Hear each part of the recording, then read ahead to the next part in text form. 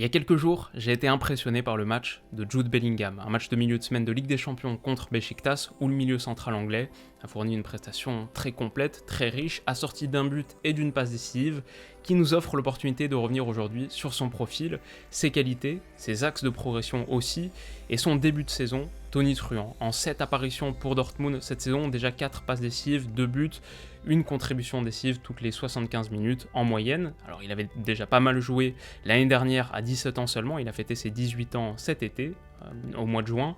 Il avait été recruté l'été dernier à Birmingham par Dortmund pour 23 millions d'euros, avait disputé quasiment 3000 minutes, toutes compétitions confondues, en 2020-2021, 29 apparitions en Bundesliga, les 2 tiers en tant que titulaire.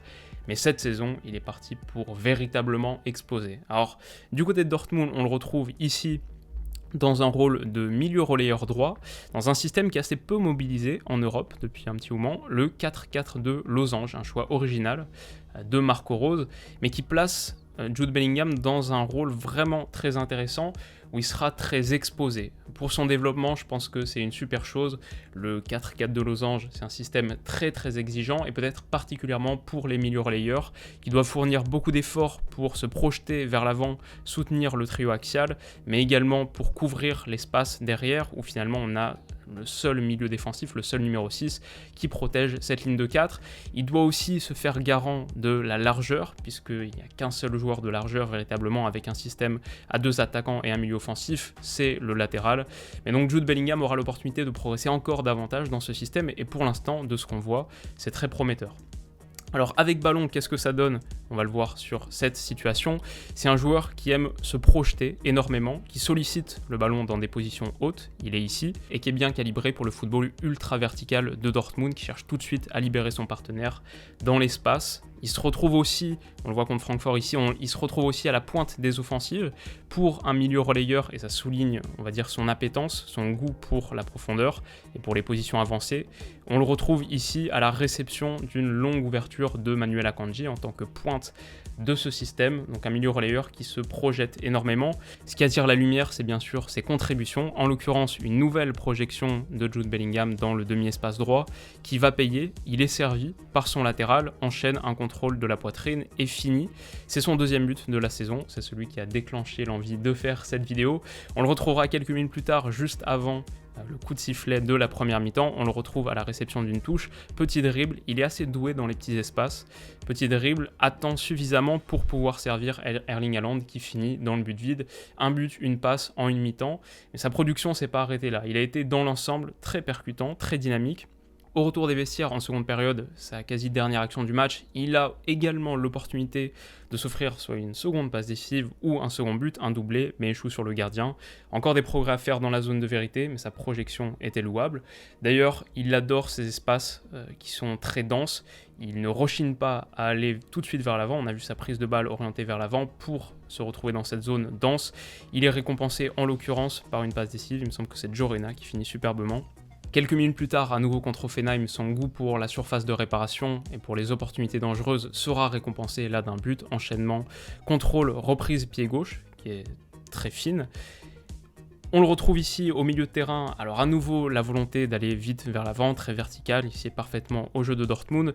L'appel d'Erling Haaland qu'on a vu ici demander le ballon dans la profondeur est vu par Jude Bellingham, course tête levée, et on voit aussi l'amplitude de son registre technique, il réussit à le servir d'un délice d'extérieur du pied droit un peu lifté. Erling Haaland récupérera ce ballon même si son contrôle initial est pas bon, et voilà, ça conclut un petit peu nos premières observations de Jude Bellingham et de ses capacités avec ballon.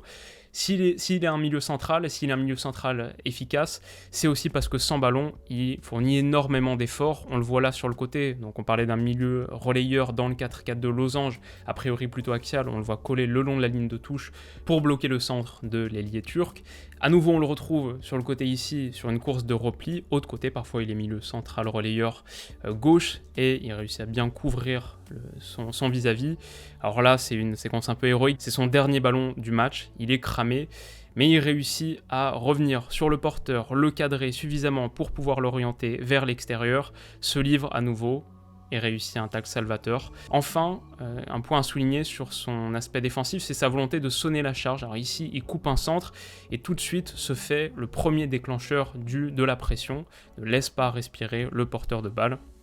Et ça souligne aussi ses qualités de leadership qui sont assez proéminentes. Donc voilà pour Bellingham sans ballon et son aspect milieu tout-terrain qu'on retrouve également sur son bilan statistique. Si vous connaissez ce site, je l'utilise en général parce qu'il a un très bon indicateur qui nous permet de comparer les performances de Bellingham par rapport aux autres milieux européens.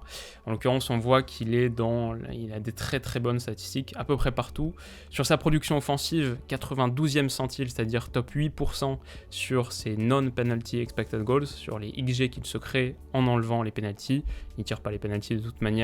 90e centile, top 10% en volume de tir pour un milieu central, 85e% en volume de passes décisives, mais également dribble, 90e centile, top 10% en dribble par match, top 4% en ballon touché dans la surface de réparation adverse, top 5% en progressive passeuse reçue, symbole de son positionnement très haut sur le terrain, de sa volonté d'aller infiltrer les zones avancées, pression, top 11%, tacle, top 18%, c'est un milieu central tout-terrain, top 2% en bloc aussi, qui a de très bons chiffres à peu près partout. Je voulais souligner 2-3 séquences supplémentaires pour montrer à quel point il a beaucoup de personnalité aussi, demande systématiquement la balle. On le voit là, toujours ce geste, toujours le même, le bras droit qui oriente vers le pied droit, je veux le ballon, il ne le reçoit pas sur cette séquence, mais il lit un espace, un intervalle qui se dégage entre ces deux joueurs.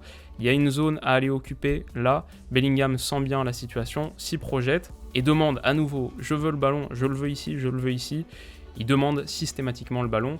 À 18 ans, ses qualités de leadership, elles s'expriment aussi par sa volonté de toujours encourager ses coéquipiers, d'haranguer la foule, en l'occurrence applaudit le centreur pour son choix de zone. On le voit après son premier but contre Beşiktaş, index sur les lèvres, demander au public de se rasseoir. Pour un joueur de 18 ans, à nouveau, dans un contexte assez effusif, un match en Turquie, on connaît le stade de Beşiktaş, ça peut être très très chaud, je trouvais ça assez éloquent.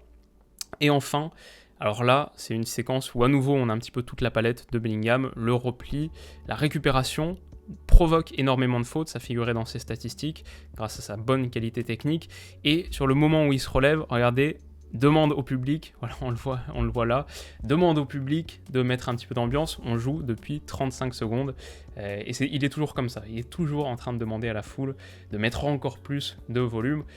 Quand tu fais ça, c'est que tu as confiance en tes capacités et que tu es aussi un leader vocal, verbal. Donc voilà pour les qualités de Bellingham. Enfin, on peut finir sur cette dernière partie avec ses axes d'amélioration. Il y en a pour un joueur qui vient de fêter ses 18 ans. C'est normal. De mon point de vue, il demande encore un petit peu trop le ballon. On le voit ici, toujours avec le même geste, le bras droit orienté vers le pied droit, ce qui fait qu'il ne prend pas l'information, tellement préoccupé sur le fait de signifier à son coéquipier qu'il désire le ballon, qu'il ne prend pas l'information, et un petit peu naïf, se le fait piquer derrière. C'est une situation qu'on va retrouver, alors ici c'est peut-être encore plus éloquent, toujours le même geste. J'ai beaucoup d'affection pour Bellingham, j'ai regardé toutes ses minutes cette saison pour préparer cette vidéo et maintenant je connais par cœur ses mimiques, ses manières, toujours la volonté de solliciter le ballon, on le voit à nouveau ici, en plus il est dans une bonne poche d'espace, effectivement ce serait un choix pertinent. Il n'est pas servi par Julian Brandt, le regrette un petit peu, continue à demander, prend l'information sur sa gauche, mais ne prend pas l'information à droite. Finalement, il est servi, mais il n'a pas senti à nouveau le gars qui arrive dans son dos. Et voilà, pour moi, ça c'est un de ses axes de progression prioritaires. Moins demander le ballon, plus prendre l'information. Un autre point, c'est qu'il termine rarement les matchs, sort souvent autour de la 70e, 75e minute. Alors c'est normal, c'est un très jeune joueur. Dortmund a aussi le luxe quelque part de ne pas avoir à le surexposer athlétiquement, un luxe que le Barça par exemple n'a pas avec Pedri, et c'est une progression qui va sans doute se faire assez naturellement. Petit quiz, petit test, vous avez sans doute reconnu ici Marco Rose, le coach de Dortmund qui adore Bellingham, on va le voir dans quelques secondes. Est-ce que vous avez reconnu cet homme-là ? Petit indice, on a fait une vidéo sur lui il y a 2 ans et demi maintenant, à l'époque où il était blogueur devenu entraîneur adjoint, devenu analyste de l'opposition, il me semble, pour Salzbourg. Il a bien gravi les échelons depuis, devenu assistant de Marco Rose à Leipzig. Maintenant, à Dortmund, c'est bien sûr René Maric qui applaudit Bellingham. Très bon rapport entre Bellingham et Marco Rose, je l'ai vu sur d'autres séquences. Globalement, une super progression qui s'annonce pour lui sur une saison pleine.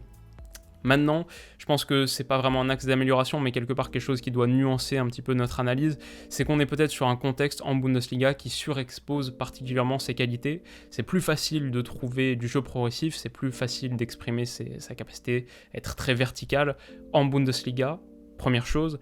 Et deuxième chose, à Dortmund, où il y a toujours énormément de situations, de solutions vers l'avant. Il y a beaucoup de joueurs qui sont devant le porteur de balle. C'est quelque part un principe cardinal de Dortmund, de Marco Rose. Donc ça surexpose un peu sa qualité et sa propension à trouver des intervalles intéressants vers l'avant. Ici, c'est un super bon exemple. Il y a quand même 3 gars qui sont sur la même ligne et il y a beaucoup de possibilités de jeu. Quelque part, il choisit peut-être même pas nécessairement la meilleure, parce que ici, Marco Reus semble être la solution optimale. Mais tout ça pour dire que là, la passe, elle a même pas besoin d'être précise. Forcément, ça va arriver pile sur quelqu'un. Un contexte qui surexpose peut-être un petit peu ses qualités. Voilà. Dans l'ensemble, je suis pas du tout inquiet pour Jude Bellingham. Il va faire une super carrière. Je pense qu'on a pu mettre en lumière ses qualités. C'est quelque chose qui me tenait à cœur depuis un moment. Est-ce qu'il y a d'autres joueurs qui vous intéresseraient pour faire un petit décryptage de cible? Je pense à Jamal Musiala, que j'ai très envie de faire sur les jours qui arrivent. Dites-moi tout ça en commentaire. Si la vidéo vous a plu, petit pouce bleu, ça m'aide beaucoup. Abonnez-vous à la chaîne pour pas tout rater. Et on se retrouve dans quelques jours pour la suite. Prenez soin de vous et de vos proches. On se dit à bientôt. Bisous.